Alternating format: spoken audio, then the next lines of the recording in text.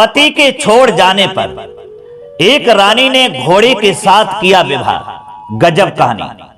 नमस्कार दोस्तों, दर्पण ज्ञान गंगा यूट्यूब चैनल में आपका फिर से स्वागत है। प्रिय दोस्तों, आज इस वीडियो में जो हम आपको कहानी सुनाने के लिए जा रहे हैं, ये कहानी बहुत ही रोचक है, जिसमें हम आपको आज बताएंगे कि पति के छोड़ जाने पर एक रानी ने घोड़े के साथ में विवाह कर लिया। ऐसा क्यों किया? बात आती है, क्या कामातुर होकर के उस रानी ने घोड़े के साथ में विवाह किया था, या पति के छोड़ जाने पर क्रोध में आकर के घोड़े के साथ विवाह करने के लिए कदम उठाया था, या कोई और कारण था? इस बारे में हम आपको इस वीडियो में बताएंगे कि उस रानी ने ऐसा क्यों किया था। बस आपसे निवेदन है कि आप हमारी कहानी के लिए शुरू से अंत तक ध्यान पूर्वक ही सुनें, और वीडियो की समाप्ति होने तक आप हमारे चैनल पर बने रहें। और साथ ही साथ यदि आपने अभी तक हमारा चैनल भी सब्सक्राइब नहीं किया है, तो इस किस्सा के सुनने के साथ साथ आप हमारे चैनल को भी सब्सक्राइब कर लें, बेल आइकन घंटी को भी दबाना ना भूलें, क्योंकि आपका एक सब्सक्राइब हमारे लिए बहुत महत्वपूर्ण है। चलिए दर्शक भाइयों, अब शुरू करते हैं ये रोचक कहानी। प्रिय दर्शकों, एक समय की बात है, किसी राज्य में एक राजा राज्य करता था। उसके एक रानी थी। उसके पास सिपाही, घोड़े, दास दासियां, धन दौलत सब कुछ था। सिर्फ उसके यहां कोई संतान नहीं थी। इसी कारण राजा रानी बहुत ही दुखी रहते थे। संतान प्राप्ति के लिए उन्होंने हर तरह का दान धर्म, धार्मिक अनुष्ठान, जप मंत्र, व्रत, पूजा पाठ किए, लेकिन ऐसा करने में उनके लिए कोई फायदा नहीं हुआ। अब राजा रानी दोनों ही बुढ़ापे की ओर बढ़ने लगे। जब राजा रानी बुढ़ापे की ओर बढ़ते गए, तो होता क्या है दोस्तों कि दोनों गहन सोच में पड़ गए। विचार करते हैं, अब हमारे इतने बड़े राज्य का क्या होगा? कौन बनेगा इस राज्य का वारिस? कौन लेगा हमारी इस प्रजा की जिम्मेदारी? राजा रानी दिन रात इसी चिंता में घुलने लगे। उन्हें खाने पीने की कोई भी सुध नहीं रहती। प्रिय दर्शकों, तो एक सुबह होता क्या है कि राजा के दरबार में एक साधु आता है। तो दासी रानी को इतला करती है और कहती है कि जाओ, ये मेरा अंतिम दान धर्म है, इसके बाद मैं अपने हाथों से कोई दान धर्म नहीं करूंगी। रानी चावल भरा थाल हाथ में लेकर के वह बाहर आती है और साधु की झोली में भिक्षा डालने आगे बढ़ती है। तो उसके चेहरे पर छाई उद्विग्नता यानी उदासी साधु की दृष्टि में आती है। वह उससे पूछने लगता है, हे रानी साहिबा, क्या हुआ? आप क्यों इतनी उदास हैं? क्या कारण है? तब रानी साधु को सारी हकीकत बताती है और सिसकने लगती है। उस पर वह साधु कुछ पल गंभीर हो जाता है और कहता है, चिंता मत करना हे रानी साहिबा, आपकी संतान की इच्छा पूरी हो जाएगी। आपकी कोख से एक पुत्र जन्म लेगा, लेकिन वह 14 साल तक ही आप लोगों को मिलेगा। उसके आगे वह इस मृत लोक में नहीं रह पाएगा। इससे बढ़कर आपको कुछ देना मेरे लिए संभव नहीं है। मित्रों, अपनी बात पूरी करते उसने अपनी झोली में हाथ डाला, थोड़ी सी भभूत निकालकर रानी को दे दी, और उस साधु ने कहा कि आप और महाराज दोनों इसे बांट करके ग्रहण करना, तुम्हें जल्द ही पुत्र प्राप्ति होगी। इतना कहकर के साधु अपनी राह पर चल देता है। प्रिय दर्शकों, उसके जाने के बाद रानी सोचने लगी, 14 साल तो 14 साल ही सही, उतने समय के लिए हमें पुत्र मिलेगा, यही काफी है। उतने साल तक मैं उसे जी जान से बड़ा करूंगी, उसे ढेर सारा लाड़ दुलार दूंगी, अपनी संतान की मुराद पूरी करूंगी। दोस्तों, उस रात अपना सारा राजकाज खत्म करके राजा जब रानी के महल में जाते हैं, तो रानी ने क्या किया कि राजा को सारी बात बताई और साधु की दी हुई भभूत राजा को दिखाकर बोली कि हे स्वामी, साधु महाराज ने यह भभूत हम दोनों को ग्रहण करने को कहा है, और उन्होंने बताया है कि ये दोनों लोग ग्रहण कर लेना तो तुम्हें संतान की प्राप्ति होगी। तब राजा ने कहा कि हे रानी, इतना दान धर्म किया, जब तब किया, कोई फल प्राप्त नहीं हुआ। अब इस भभूत से हमें संतान प्राप्त होगी क्या, ये कोई गारंटी नहीं है। इस पर रानी ने कहा, जब इतना सब कुछ किया तो अब ये भी सही, खामोखा उस साधु के क्रोध को क्यों बुलावा दें। प्रिय दर्शकों, राजा को अब किसी पर विश्वास नहीं था, लेकिन पत्नी को दुख ना पहुंचे इसलिए वह राजी हो गया। राजा जब राजी हो गया तो फिर क्या होता है कि राजा रानी दोनों नहाते धोते हैं, फिर अपने भगवान का नाम स्मरण करते हैं, अपने पुरखों को स्मरण करते हैं और उस साधु महाराज का नाम स्मरण करके वैभवूत बांट कर दोनों लोग खा लेते हैं। उसके बाद दोनों निश्चिंत होकर के सो जाते हैं। प्रिय दर्शकों, तो कुछ दिन धीरे धीरे जब गुजर जाते हैं और साधु द्वारा कहे अनुसार रानी फिर एक दिन गर्भवती हो जाती है।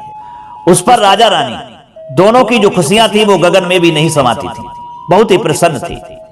राजा रानी से बोला कि हे महारानी, सचमुच साधु महाराज की कृपा हो ही गई, आप सत्य कहती थी।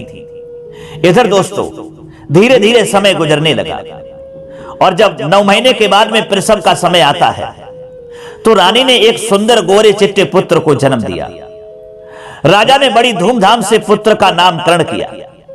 सारे राज्य में 8 दिन तक अन्न संतर्पण रखा, यानी दावतें करता रहा। उत्सव मनाया गया। अब पुत्र की कुंडली देखने के लिए राज्य के सबसे विद्वान पंडित जी को बुलाया।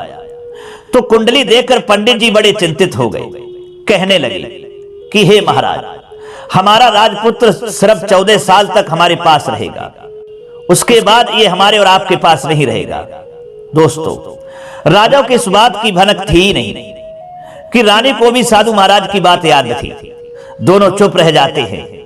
प्रिय दर्शकों, इधर राजा को इस बात की कोई भनक नहीं थी कि साधु ने कहा था कि 14 वर्ष तक ही आपको संतान मिल सकती है, उसके बाद संतान आपके पास नहीं रह पाएगी। रानी को भी भाई साधु महाराज की बात याद थी।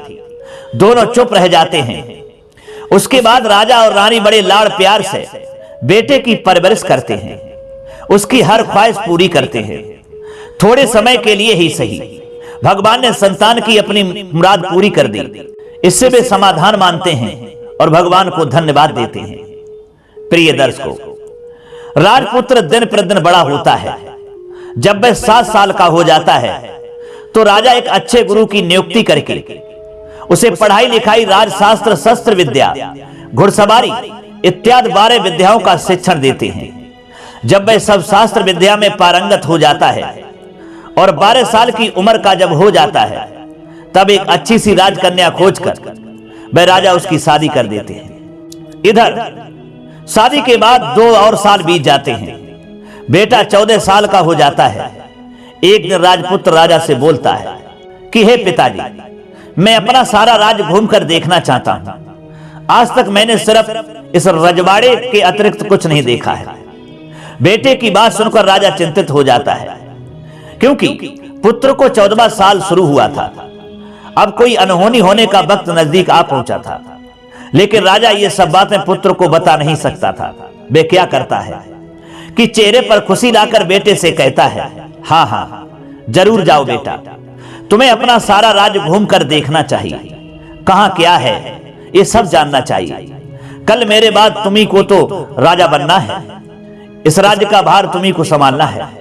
हे बेटा, तुम एक बात का ध्यान रखना, तुम जहां भी जा रहे हो, क्या कर रहे हो, ये बात अपनी पत्नी को नहीं बताना, जो तुम्हारी रानी है।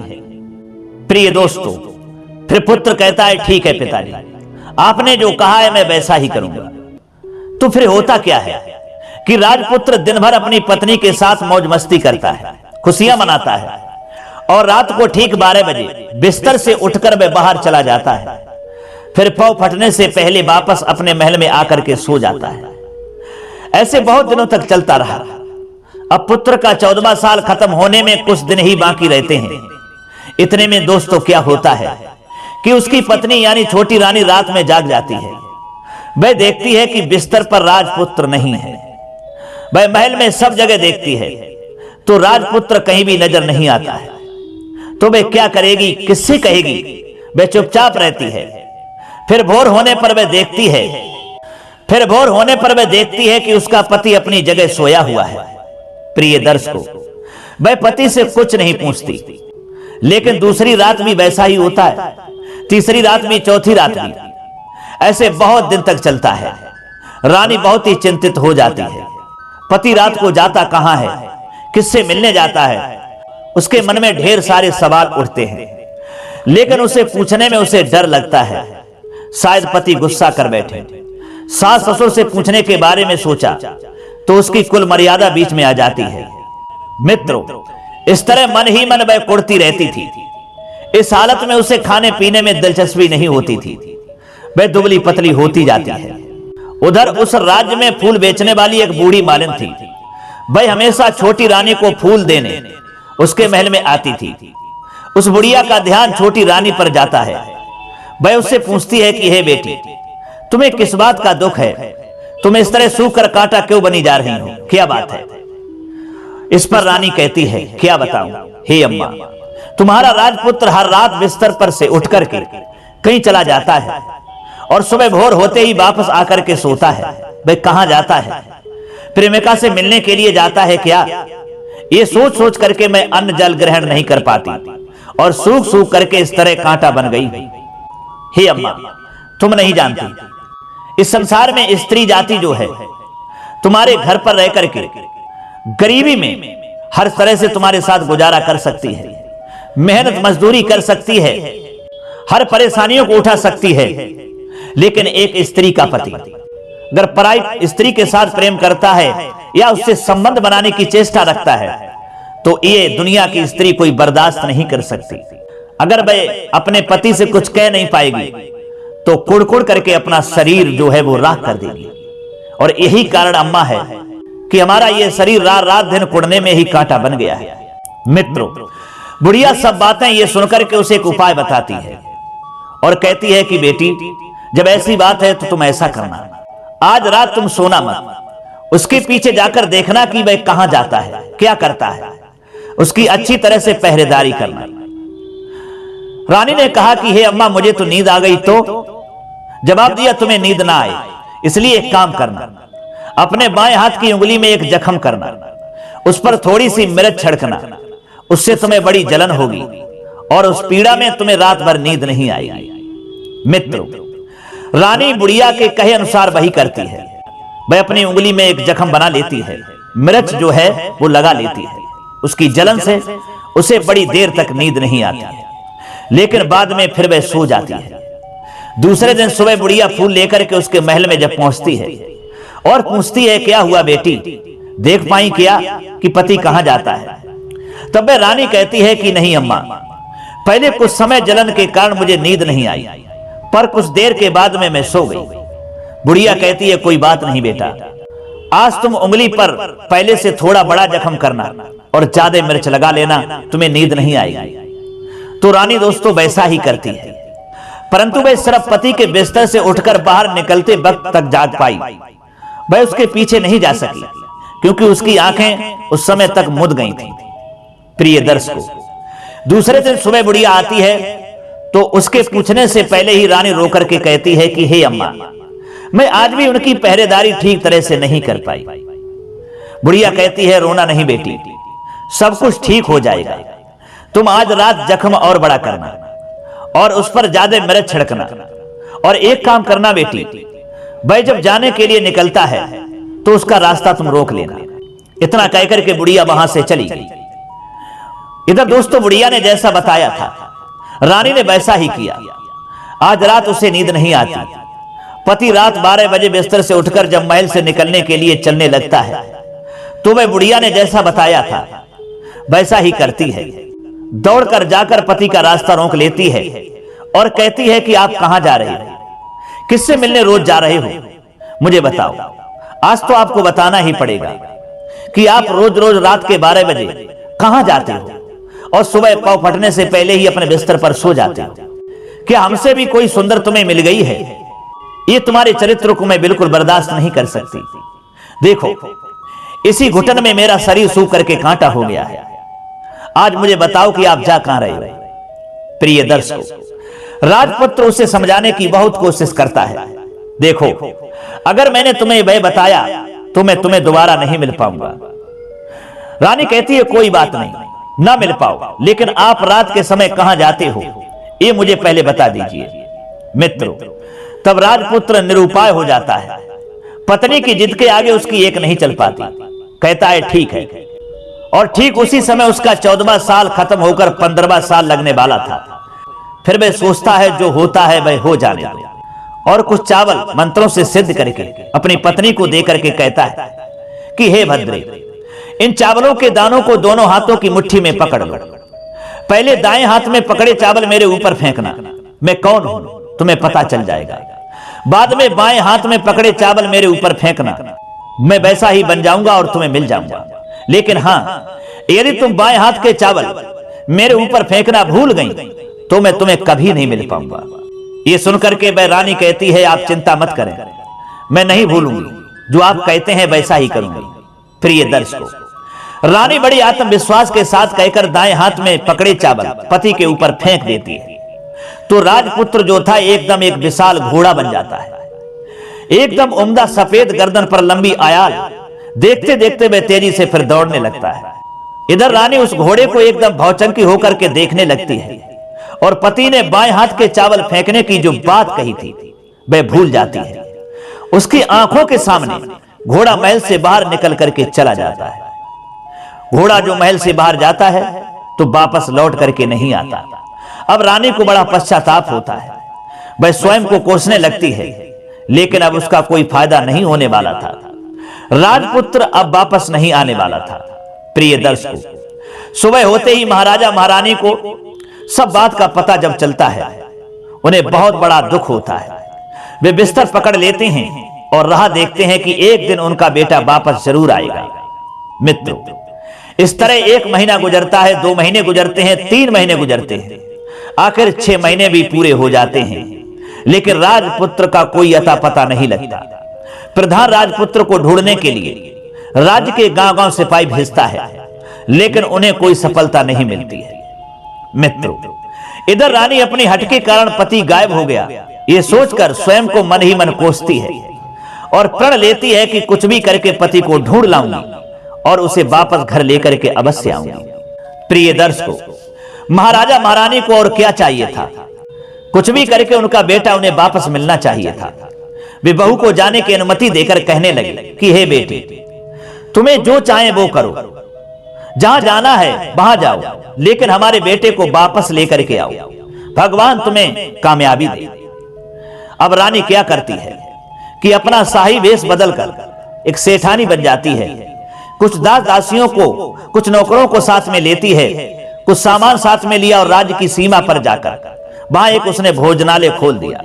वहां आने वाले सब यात्रियों को खाना मुफ्त में देने लगी। मात्र एक शर्त रखी कि खाने वाले को उसकी देखी कोई अजीब चीज उसकी मालकिन को यानी राजकन्या को बतानी पड़ेगी। तो वहां आने वाला हर नागरिक अपनी तरफ से मैंने ये देखा, मैंने वह देखा, ये कहकर के वहां से मुफ्त खाना खाकर जाता था। परंतु रानी को जो बात चाहिए थी वह अब तक नहीं मिल पाई थी।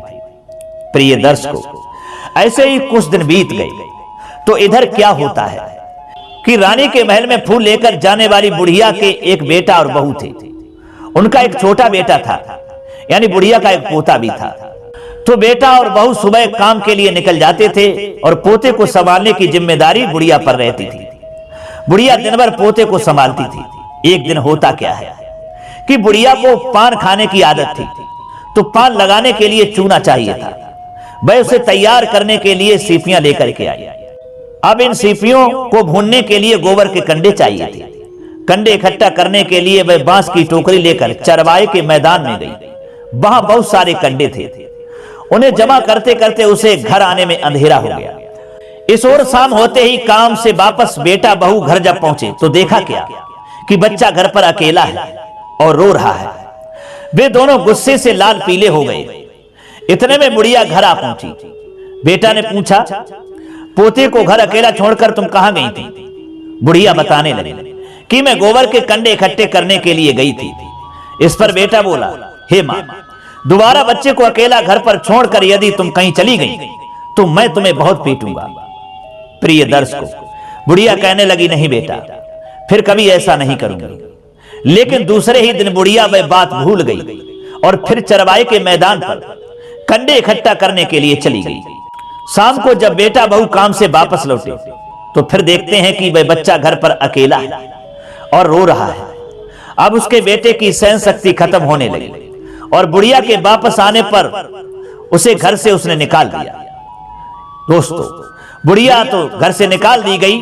अब बुढ़िया रात भर घर के बाहर अंधेरे में बैठी रही और सुबह होते ही हाथ में टोकरी लेकर कंडे इकट्ठा करने के लिए निकल गई। उस दिन उस पर कंडे इकट्ठा करने का मानो पागलपन सवार था। कंडे इकट्ठा करते करते कब अंधेरा छा गया उसे मालूम ही नहीं चला। उसे जब ध्यान आया तो गांव का रास्ता भी ठीक तरह से दिखाई नहीं दे रहा था। वह अंधेरे में आंखें फाड़ कर देखती देखती किसी तरह आगे निकल पड़ी। तो होता क्या है कि एक कपिला गाय छन छन की आवाज करते, गले की घंटी बजाते ठुमक कर उस मैदान पर आ गई। उसे देखकर बुढ़िया सोचने लगी कि इस गाय के पीछे पीछे जाऊंगी तो गांव तक पहुंच जाऊंगी। तब बुढ़िया उसके पीछे पीछे दोस्तों चलने लगी। वह गाय क्या करती है कि उस मैदान से लेकर एक एक करके 6 मैदान पार करती है। आखिर में वह 7वें मैदान पर जब पहुंचती है तो वहां क्या होता है कि उस मैदान पर एक बड़ा सा पत्थर है। गाय जाकर उस पत्थर को अपना सींग मारती है। सींग मारा तो वह पत्थर जो था दूर हट गया और पाताल में नीचे जाने की सीढ़ियां दिखाई देने लगी। तब वह गाय उन सीढ़ियों से नीचे जाने लगी। बुढ़िया वह सब देखती रही और झट जाकर गाय की पूंछ को पकड़ लिया। पूंछ पकड़कर वह गाय के साथ नीचे पाताल में पहुंच गई। पाताल में पहुंचते ही तुरंत गाय की पूंछ छोड़ दी और इधर उधर देखने लगी। प्रिय दर्शकों, वहीं से बुढ़िया ने देखा कि पाताल में सब जगह जगमगाहट है, दिया दीपक जलते हैं और तेज रोशनी गाय के ऊपर पड़ती है और वहां अद्भुत घटनाएं घटने लगी। गाय के नीचे जाते ही उसके गले में अपने आप सांकल जो थी वो पड़ गई और चमचम करके कोई दुधाड़ी में गाय का दूध दुहाने लगी।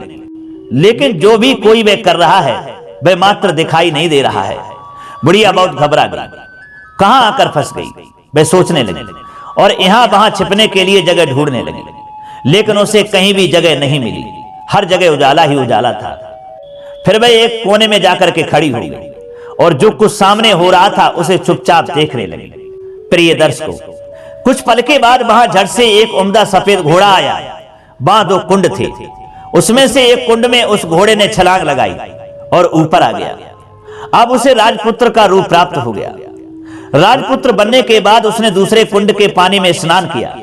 वहां रखे नए कपड़े पहने, नजदीक एक सुंदर पलंग था, उस पर आकर वह बैठ गया। उसके सामने अपने आप 5 पकवानों की थाली आ गई, दूध की एक प्याली आ गई, पान सुपारी आ गई। उसके सामने एक दिया जलता रहा। राजपुत्र ने खाना खाया, दूध पिया, पान सुपारी खाया और बिस्तर पर लेट जाने से पहले सूर्य देव का स्मरण करके सामने जलते दिए से पूछा कि हे दिए दिए, मेरे माता पिता क्या कर रहे हैं? तब दिया बताने लगा, भाई बेटे के शोक में डूबे हैं। फिर पूछा राज्य कौन संभाल रहा है? जवाब दिया राज प्रधान संभालता है। मेरी पत्नी क्या करती है? दिया कहता है उसने चौराहे पर भोजनालय शुरू किया है और आते जाते लोगों से वह नई खबर के बारे में पूछती है। दिए कि ये कहते ही राजपुत्र कहने लगा ठीक है। उसके बाद वह सो गया। प्रिय दोस्तों, बुढ़िया कोने में खड़ी रहकर ये सब देखती रही। ऐसी अद्भुत घटना उसने जिंदगी में पहली बार देखी थी। उसे अंदर ही अंदर चुलबुलाहट होने लगी। वह अपनी भूख प्यास भूल गई और आगे क्या होता है कि उसे उत्सुकता से देखने लगती है। लेकिन उसके बाद और कुछ घटनाएं नहीं घटती हैं। रात गुजर गई और सुबह हो गया। सुबह होने पर पलंग पर सोया राजपुत्र उठा और फिर से पहले वाले कुंड में छलांग लगाई तो वह फिर से घोड़ा बनकर के कुंड से बाहर आ गया। बाहर आते ही वह तेजी से उस पाताल नगरी से बाहर निकल गया। लेकिन वह कहां गया बुढ़िया को कुछ भी पता नहीं चला। प्रिय दर्शकों, उसके बाद पिछली रात की तरह कोई उस गाय का छमछम करके दूध दुहने लगा। जैसे ही दूध दुहना खत्म हुआ उसके गले की सांकल अपने आप खुल गई और वह गाय तेजी से ऊपर जाने वाली सीढ़ियां की ओर भागने लगी। गाय को दौड़ते देखकर बुढ़िया सोचने लगी, अब गाय के साथ यहां से ऊपर जाना ही समझदारी है, नहीं तो कोई मुसीबत आकर मेरे ऊपर टपक जाएगी। झट से उसने गाय की पूंछ पकड़ ली और गाय के साथ ऊपर आ गई। गाय जब ऊपर मैदान में पहुंची तो उस सुरंग का रास्ता अपने आप बंद हो गया और उसके मुंह पर एक बड़ा सा पत्थर पुनः जैसा खड़ा हो गया। प्रिय दर्शकों, ऊपर आकर वह गाय जंगल की ओर निकल गई तो इधर बुढ़िया एकदम बावली सी हो गई। उसने पाताल नगरी में जो कुछ देखा वह जल्द से जल्द किसी को बताने के लिए उतावली हो उठी। उसे एकदम याद आया कि नगर की सीमा पर कोई औरत भोजनालय चलाती है और नई बात बताने वाले को अच्छा खाना पीना मुफ्त में देती है। वह सोचने लगी कि क्यों ना मैं ये बात उस औरत को जाकर बताऊं। यदि उसे ये बात पसंद आ गई तो बाकी जीवन में खाने पीने की झंझट से मुक्ति मिल जाएगी। मित्रों, बुढ़िया ने मन में यह तय किया और तुरंत उस भोजनालय के द्वार पर टंगे नगाड़े के सामने खड़ी हो गई और जोर जोर से नगाड़ा बजाना शुरू किया। नगाड़े का इस तरह शोर सुनकर मालकिन यानी छोटी रानी मन में प्रसन्न हो जाती है कि शायद कोई बड़ी बात लेकर यहां कोई आया हुआ है। रानी सिपाहियों को आदेश देती है, जाइए और जो कोई आया है उसकी अच्छी खातिरदारी कीजिए। आदेश पाते ही सिपाही नीचे दौड़ गए तो एक बुढ़िया नगाड़ा बजा रही है। जाकर के उन्होंने पूछा, क्यों री बुढ़िया, क्या हुआ, क्यों नगाड़ा बजा रही हो? बुढ़िया बोली, कुछ नहीं बेटा, यहाँ खाना मिलता है ना, इसीलिए आई हूं। तब सिपाहियों ने कहा कि बुढ़िया खाना चाहिए वो तो मिलेगा, लेकिन तुझे कोई नई बात बतानी पड़ेगी। जवाब दिया, हाँ बताऊंगी, एक बात मालूम है मुझे। मित्रों, इस पर सिपाही उसे अंदर लेकर के आए। उनको मालिकन का आदेश था कि जो कोई बूढ़ा बुजुर्ग वहां आए उनके साथ अच्छी तरह से पेश आना, उनका अच्छा आदर आतिथ्य करना। तो सिपाही ने इस बुढ़िया का भरपूर आदर आतिथ्य किया। उसके लिए बड़ी सी थाली भरकर व्यंजन परोसते हैं। बुढ़िया कुछ दिनों से भूखी थी, वह खाने पर टूट पड़ी। खाना खाने के बाद सिपाही ने उसे नई साड़ी पहनने को दी। उसके बाद उसे लेकर रानी के पास आए। बुढ़िया और रानी ने तुरंत एक दूसरे को जब देखा तो पहचान लिया। बुढ़िया बोली, बेटी तुम? रानी बोली, हाँ अम्मा मैं। और अम्मा तुम? दोस्तों बड़ी देर तक दोनों भांत भांत की बातें करती रही। आखिर कुंवरनी बुढ़िया से कहने लगी, हे अम्मा अब बताइए तुमने क्या नई बात देखी है? नई बात बेटा, मैंने कोई नई बात नहीं देखी है। वह तो मेरे पास तुम्हें देने के लिए खाने के पैसे नहीं थे, इसलिए मैंने झूठ कहा है और नगाड़ा बजाया। रानी ने कहा, अम्मा घबराना नहीं, मैं किसी को तुम्हारा नाम नहीं बताऊंगा। फिर भी बुढ़िया ने मैंने क्या देखा, कब देखा, ऐसा करके आनाकानी करने लगी। इस पर कुंवरनी ने उससे पुनः फिर कहा कि देखो अम्मा, यदि तुमने मुझे वह नई बात बताई तो जिंदगी भर मैं तुम्हारी देखभाल करूंगी, तुम्हें रानी माता की तरह रखूंगी। प्रिय दर्शकों, अब बुढ़िया बताने को तैयार हो गई। उसने जो कुछ उस चरगाह वाले मैदान पर देखा था वह सब कुछ कुंवरनी को बता दिया।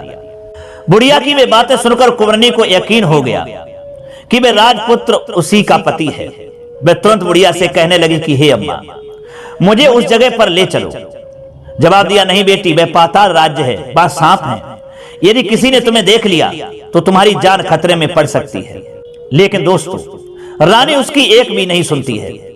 उसे उस जगह ले जाने के लिए हट करने लगी।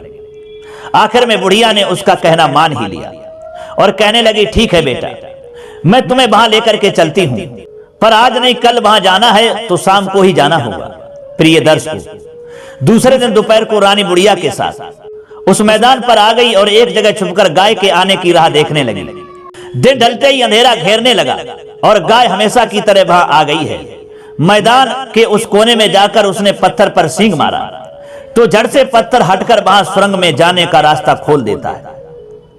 गाय उस रास्ते के नीचे उतरने लगी तो बुढ़िया रानी से कहने लगी, जल्दी आगे बढ़ो बिटिया, हम गाय की पूंछ पकड़कर नीचे उतरेंगे। प्रिय दर्शकों, तो दोनों गाय की पूंछ पकड़कर नीचे उतर गई। बुढ़िया पहले जिस कोने में छिपी थी उस कोने में छिप गई। अब नीचे सब कुछ पहले जैसा घटित हो रहा था। गाय के गले में अपने आप सांकल पड़ गई। कोई अदृश्य रूप से उसका दूध दुहने लगा। एक सफेद उम्दा घोड़े ने आकर एक कुंड में छलांग लगाई तो राजपुत्र के रूम में ऊपर वह आ गया। वह राजपुत्र दूसरे कुंड में नहाने लगा। बाद में उसके सामने खाने की थाली आ गई, दूध की प्याली आ गई, पान बीड़ा सब कुछ आ गया। राजपुत्र सब ग्रहण करके सोने के लिए पलंग पर गया तो सोने से पहले सूर्य देव का स्मरण करके वह दिए से पूछने लगा कि हे दिए दिए, मेरे माता पिता क्या कर रहे हैं? तो दिया कुछ जवाब नहीं देता है, बल्कि वह बुझने लगता है। तब राजपुत्र को कुछ अघटित हुआ है, इसका संदेह हो गया है, वह उदास हो गया है और जो कुछ हुआ है वह हो जाने दो, ऐसा सोचकर सोने के लिए वह बिस्तर पर लेट गया। अब रानी का संयम छूट गया। वह दौड़कर पति के पास गई और उसके पैर पकड़ने के लिए आगे बढ़ने लगे। राजपुत्र तुरंत ही पत्नी को पहचान लेता है। वह झट से पीछे हट गया और चिल्लाने लगा, नहीं नहीं, मुझे मत छूना, सर्वनाश हो जाएगा। प्रिय दर्शकों, रानी दोनों हाथ जोड़ करके पति से अपनी भूल स्वीकार करने लगी और कहने लगी कि हे स्वामी, मुझसे भूल हो गई है। मुझे आपसे नहीं पूछना चाहिए था कि आप रात को कहां जाते हो। मैं अपनी भूल स्वीकार करती हूं। मुझे मेरी भूल की सजा मिल गई है। अब आप घर चलें। आपके वियोग में आपके माता पिता ने बिस्तर पकड़ लिया है। आपकी प्रजा भी बहुत दुखी है। उस पर दोस्तों राजपुत्र कहने लगा, भाई तो एक बार तुम गलती कर बैठी हो, अब दोबारा मत करना, नहीं तो अब मैं तुम्हें जो दिख रहा हूं ना, मैं भी आगे चल करके नहीं देखूंगा। प्रिय दर्शकों, रानी अब विलाप करने लगी, जोर जोर से जमीन पर सिर पटकने लगी। राजपुत्र के मन में उसके प्रति दया उत्पन्न हो गई। वह उससे कहने लगा, यदि तुम मुझे पाना चाहती हो तो तुम्हें एक काम करना होगा। काम कठिन है, लेकिन वह तुम्हें अकेले ही करना होगा। दोस्तों, वह रानी कहती है, कहो स्वामी, कितना भी कठिन काम हो मैं वह पूर्ण करूंगी। रानी कहने लगी। इस पर राजपुत्र ने उसे बताया, इस पाताल से ऊपर जाते ही तुम्हें एक घना जंगल नजर आएगा। ऐसे 6 जंगल पार करने के बाद में 7वां जंगल जो मिलेगा, वह जंगल सबसे घना है। उस जंगल में बीचों बीच एक पीपल का पेड़ है। उसके आसपास की जगह पत्ते, फंदे, जटाएं, कांटे इत्यादि से ढक चुकी है। वहां बाघ, शेर, भालू, सांप सभी धमा चौकड़ी बैठती है। तुम्हें उन सबको भगाकर वह जगह साफ करनी है। उसकी गोबर से लिपाई करके आप पवित्र बनाना है, रंगोली से सजाना है। उसके बाद वहां धूप, कपूर, अगरबत्ती जलानी है। फूल कुमकुम से पेड़ के तने की पूजा करनी है। दूध दही से बने चावल का भोग चढ़ाना है। यह सब तुमको दोपहर के 12 बजने से पहले करना है। 12 बजने के समय तुम्हें उस जगह पर बैठकर सूर्य भगवान का ध्यान करना है। ठीक 12 बजे सूर्य भगवान का रथ वहां उतरेगा। वे वह सब देखकर खुश हो जाएंगे और कहेंगे कि जिस किसी ने यह सब किया है उसे मैं मनचाहा फल दूंगा। तो तुम सामने जाकर उनके रथ का दाहिना घोड़ा मांग लेना, मैं तुम्हें मिल जाऊंगा। प्रिय दर्शकों, इतनी बात कहकर राजपुत्र अपने पलंग पर सो गया और छोटी रानी भोर होने की राह देखने लगी। भोर होते ही वह बुढ़िया के साथ गाय की पूंछ पकड़कर ऊपर आ गई। ऊपर आने के बाद वह बुढ़िया से कहने लगी कि हे अम्मा, अब मैं अकेले ही आगे जाऊंगी, तुम भोजनालय में वापस जाओ। मित्रों, वह जंगल में जाकर राजपुत्र की बताई जगह ढूंढने लगी और स्वयं आरी से वह जगह साफ कर दी। बाद में राजपुत्र ने जैसा बताया था वैसी लिपाई पुताई करके वह वापस आ गई। दूसरे दिन पौ फटने से पहले उठी और जंगल में उसी जगह पर पहुंच गई। वहां जाकर इत्र, गुलाब का पानी छिड़क कर वह जगह सुगंधित उसने कर दी। धूप अगरबत्ती जलाकर उसे पवित्र बना दिया और पूजा की सामग्री वहां तैयार रखकर सूर्य भगवान का ध्यान करने बैठ गई। प्रिय दर्शकों, जैसा कि पति ने बताया था, दोपहर को ठीक 12 बजे सूर्य भगवान का रथ उस पीपल के पेड़ पर आकर रुका है। सूर्य भगवान ने जब रथ से नीचे देखा तो सुगंधित वातावरण देखकर वह बहुत प्रसन्न हो गए। फिर वे बोले कि जिस किसी ने यह काम किया है वह यहां आकर आज मुझसे कुछ मांग ले, मैं उसे मुंह मांगा वरदान दूंगा। मित्रों, रानी ने जब ये शब्द सुने तो बिना समय गवाए दौड़कर उनके सामने आ गई और उनको साष्टांग नमस्कार करके बोली कि हे भगवान, भाई मैं ही हूं, मैंने ही इस जगह को साफ किया है। जवाब दिया, अच्छा तो तुम्हें जो चाहिए वह हमसे मांग लो। रानी कहती है कि हे भगवान, मुझे आपके रथ का दाहिना घोड़ा चाहिए। सूर्य भगवान बोले, नहीं नहीं, मैं तुम्हें और कुछ भी दे सकता हूं, लेकिन ये घोड़ा नहीं दे सकता।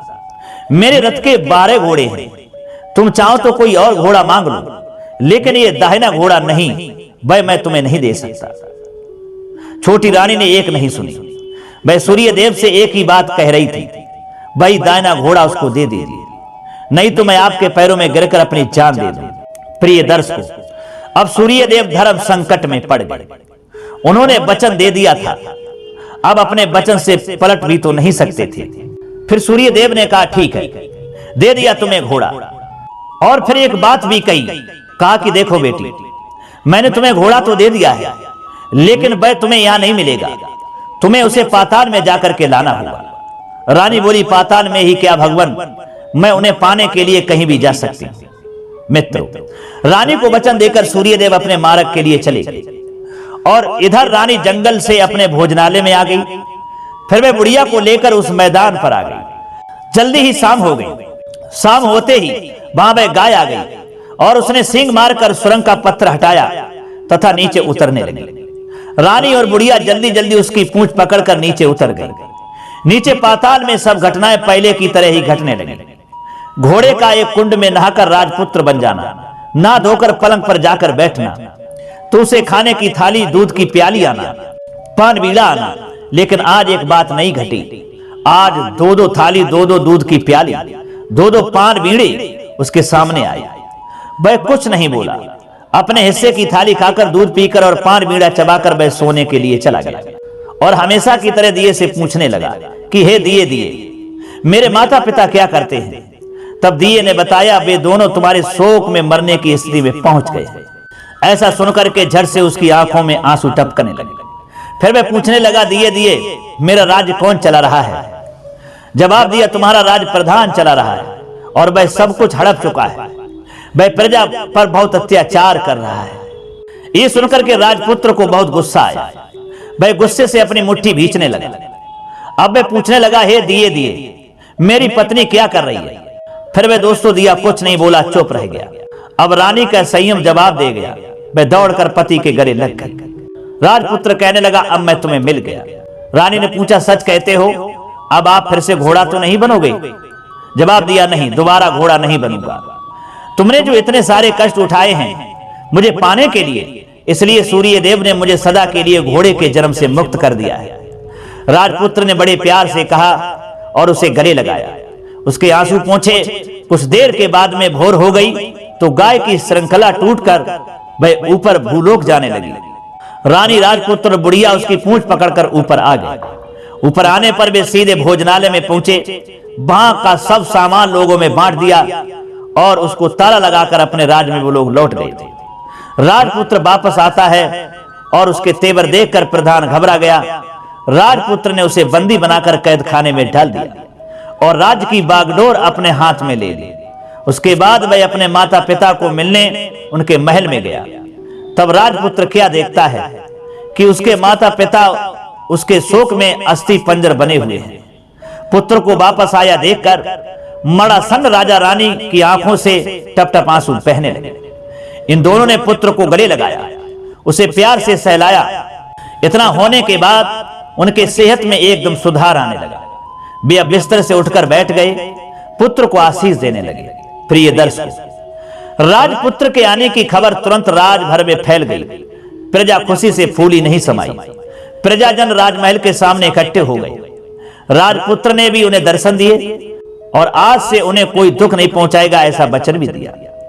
अब राजा अपने पुत्र का राज अभिषेक करके उसे सिंहासन पर बैठा दिया और बहू को महारानी का दर्जा देता है और स्वयं अपनी पत्नी के साथ ईश्वर स्मरण करते हुए खुशी से दिन बिताने लगता है।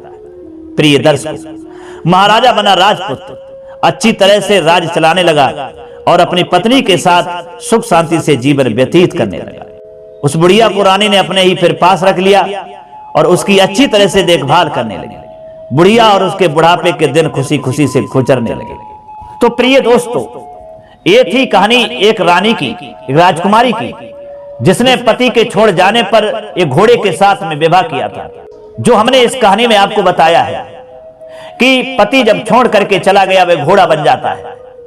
उसका वियोग, उसका दुख उस रानी से सहन नहीं हुआ और वह अपने पति की खोज में, तलाश में निकल पड़ी।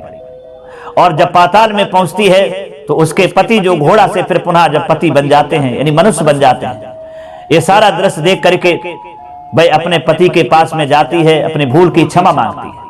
और फिर वह दोस्तों राजपुत्र जो घोड़ा बना था, वह घोड़ा से फिर वह राजपुत्र बन करके अपनी पत्नी को लेकर के अपने घर आता है और हमेशा के लिए अपने राज्य को चलाने लगता है। तो दोस्तों, अब तो आप जान ही चुके होंगे कि एक रानी ने घोड़े के साथ में विवाह क्यों किया था, क्या कारण था, जो हमने इस कहानी में आपको सारा रहस्य बता दिया है। अगर ये कहानी आपको अच्छी लगी है, पसंद आई है, तो कमेंट बॉक्स में जरूर बताना और हो सके तो अपने दोस्तों के लिए भी शेयर करना। अब क्षमा चाहते हैं प्रिय दर्शकों, पुनः मिलेंगे अगली वीडियो में किसी और नई चर्चा में। तब तक के लिए सब्सक्राइबर बंधु एवं दर्शक भाइयों के लिए राधे कृष्णा, ओम नमः शिवाय, नमस्कार।